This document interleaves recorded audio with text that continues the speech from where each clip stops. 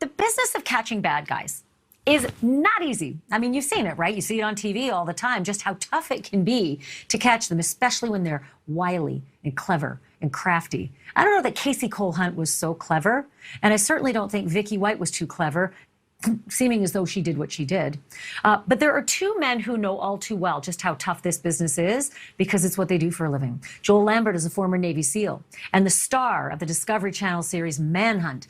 And Callahan Walsh is the co-host of the investigation Discovery series In Pursuit with John Walsh. Gentlemen, thank you both for being with me tonight. Joel, I want to begin with you. 6 days. This fugitive pair stayed in one spot, Evansville, for 6 days. Was that mistake number one, and why on earth do you think they did it? Well, I don't know if it was mistake number one, Ashleigh, but it certainly was a mistake. Going to ground, which is, settling down and stopping and staying in one place for a while, is an effective technique, and it can be used on occasion strategically. Going to ground that long and staying in one place that long, I would say that's a mistake even before the result that happened. Yeah, well, I will say this, and Callahan, I'll bet you'll have a lot to say about this. When you try to catch bad guys like you and your dad have been doing for decades, it's not normal that they're just out and about, going back and forth between a car wash, between two cars. I mean, I would imagine they'd stay in that hotel room and order in, but I can't imagine they would be out and around to be spotted by one James Stinson, who called them in. Yeah, we call it hiding in plain sight. But in this case, with such a close time period from when the escape happened, they had to have known that their images were all over the media, on every TV, every cell phone. And so it's very surprising to me that they were out and about. I would have thought they would have been hunkered down in a safe house somewhere, really trying to keep a low profile until it all blew over. But thank goodness they were that dumb to be walking around and kind of living life as if no one was looking for them. Here they are washing their car, they're getting groceries and all this sort of stuff. Thank goodness that the vigilant public were able to spot them and call it in and take these people down. I think everybody can sleep safer tonight knowing that this guy, this convicted murderer, is now back behind bars. 100%, especially the people in Evansville who now know that for 6 days, this very dangerous felon, murderer, killer, has been, he was a confessed murderer and an attempted murderer, convicted attempted murderer. But Joel, help me understand the mindset of the last throes of the pursuit. You've got a number of police on your tail.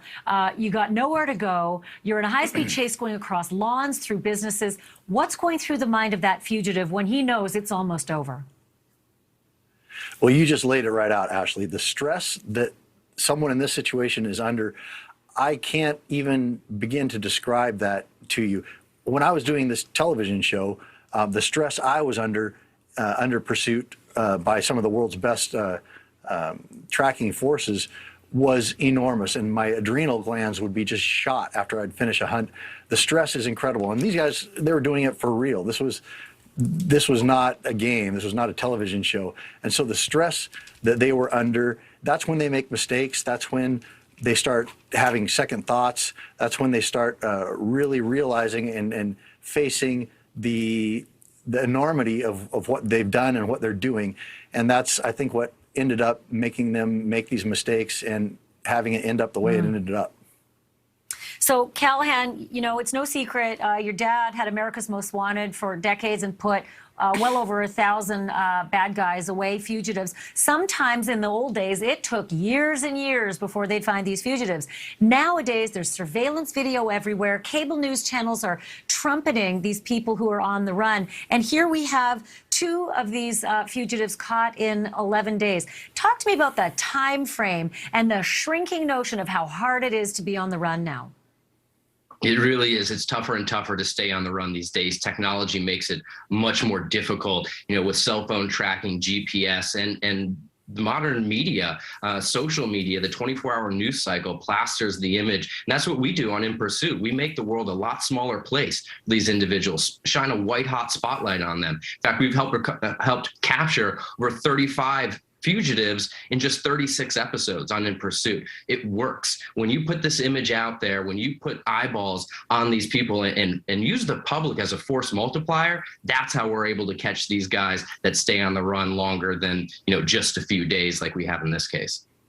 Well, God bless what you do. Callahan Walsh, thank you. And Joel Lambert, I love seeing you as well. Thank you for coming back to the program, both of you. Nice to be back.